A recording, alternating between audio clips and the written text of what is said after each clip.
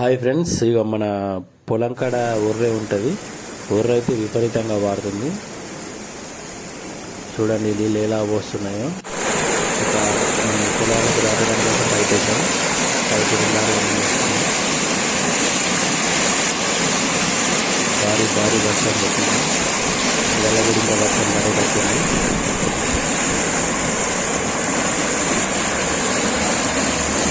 నీళ్ళు అయితే నీళ్ళు తవ్వాలి. తవ్వాల పాపల వల్ల పట్టకుండా నీళ్ళకి ఎక్కిపోతున్నాయి వాటర్. ఇక నా పొలం అయితే మొత్తం మునిగిపోయింది. చూడండి, ఒక మడి మొత్తం కథమైంది. అది తేలదో ఇక డౌటే. పొలం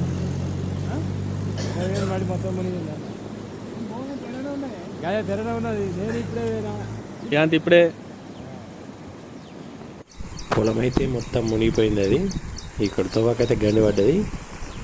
మొత్తం తవ్వలకి వెళ్ళి ఎక్కిపోయి మొత్తం ఇక్కడ గండి పడ్డది. దీనికి అటు దాట రాకుండా అయిపోయింది పొలంకి. నీళ్ళు అయితే ఇంకా భారీ ఎత్తునే వస్తున్నాయి. చూస్తారు కదా, తవ్వ మొత్తం కథమైంది. అక్కడైతే పొలం మొత్తం మునిగిపోయింది మనది. ఇప్పుడైతే పొలం తేలింది.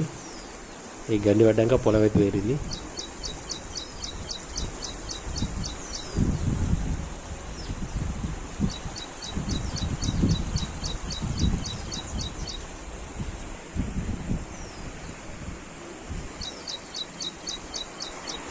ఇదైతే తవ్వకైతే మొత్తం గండి పడ్డది. తవ్వ లేకుండా అయిపోయింది. అటు మట్టి వస్తేనే అటు దాటొచ్చు పొలానికి.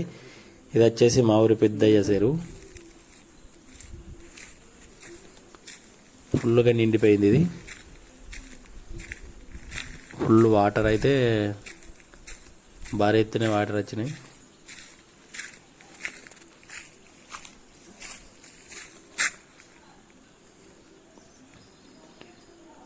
మరి ఫుల్ అంటే ఫుల్ నిండిపోయింది ఇది వర్షానికి. ఇంకా వర్షం ఉంటే కట్ట తెగే ఛాన్స్ కూడా ఉంటుంది. ఇక్కడికైతే వర్షాలు పడ్డా అక్కడికి ఏరిపోతుంది. ఇక మళ్ళీ పడద్ది. చూడు వాటర్ ఎలా ఉన్నాయో. ఇది వచ్చేసి మత్తడి. ఆ చెరువుకి వచ్చేసి మత్తడి మొత్తం దుంకుతుంది. మత్తడి అంటే వాటర్ దాని కిందికి వెళ్ళి ఇట్లా వస్తాయి కదా, అది ఇది వాటర్ అయితే మొత్తం వాడుతున్నాయి. ఇంకా వర్షం పడితే ఇంకా భారీ ఎత్తున వస్తాయి. ఇది చూడండి, సైడ్ బయట సైడ్ ఇది. అలా చేపలు కూడా వచ్చినాయి, చిన్న చిన్న పెద్ద పెద్ద అనుకుంటా. ఇంతకుముందు కూడా చేపలు పట్టారు. అది కూడా చూపిస్తాం చూడండి. దిగి చేపలు పడుతారు, కానీ ఒక్క చేప కూడా దొరకలేదు. వాటర్ ఎక్కువ ఉండట్లో ఆ చేపలు అయితే ఒక్కటి కూడా దొరకకుండా పోయినాయి.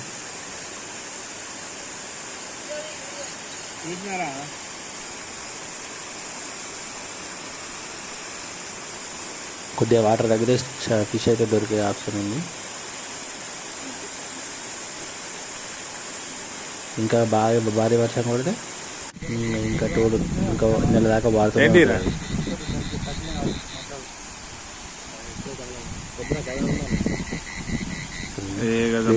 Subscribe to my channel. వీడియోని లైక్ చేయండి.